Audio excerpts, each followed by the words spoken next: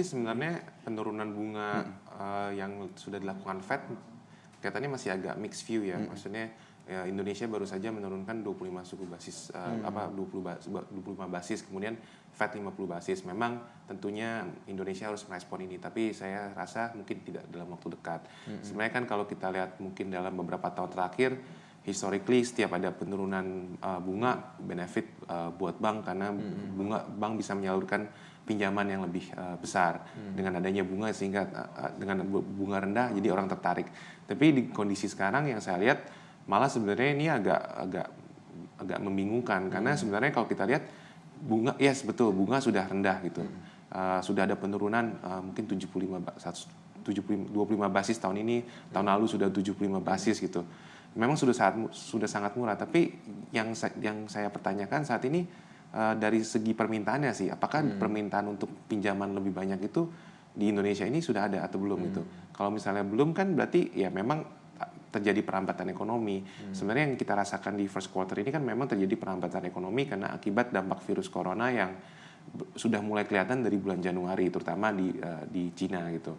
Sedangkan di Indonesia dan di negara-negara lain kan baru berasa di akhir bulan Februari, ada yang di awal Maret gitu. Jadi sebenarnya saya rasa mungkin masih ada pelambatan dalam first quarter, second quarter ini perlambatan ekonomi masih akan terjadi. Apabila bunga rendah tapi tidak diikuti dengan permintaan pinjaman yang banyak, ya akibatnya nanti loan yield-nya turun, sedangkan volumenya tidak naik, sehingga NIM-nya jadi yang tergerus, walaupun cost of fund jadi sudah murah. Baik, berarti di kuartal 1 kita pada emiten-emiten perbankan ini sepertinya apakah kita akan melihat banyak laba dari perbankan ini yang tergerus?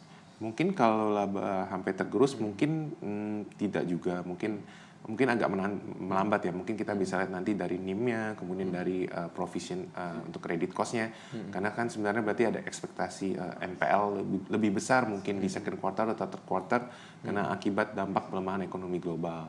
Mungkin bisa lebih slow, tapi sampai seberapa banyak kita masih bisa belum mengukur, karena kemarin baru keluar di laporan Januari dan beberapa bank melaporkan masih ada yang cukup baik laporan keuangan, tapi kan masih ada Februari dan Maret, jadi kita masih perlu bersabar lagi. Tapi saya rasa mungkin ada pelambatan terutama dari pertumbuhan loan, kemudian mungkin penambahan biaya provisi. Baik, ini kalau kita melihat dari sudut yang lebih besar, kira-kira The Fed yang menurunkan 50 basis point ini secara langsung dampaknya pada emiten-emiten perbankan kita ini seperti apa? Baik yang bank buku 4, bank buku 3, dan bank buku 2. Otomatis ekspektasi penurunan loan yield sih sebenarnya. Jadi karena kan Indonesia harus merespon, mungkin Bank Indonesia akan merespon dalam waktu cepat atau mungkin menunggu 2-3 bulan lagi, saya nggak tahu.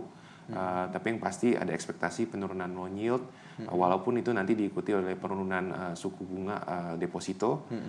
Tapi saya rasa yang lebih concern mungkin lebih ke arah loan growth sih.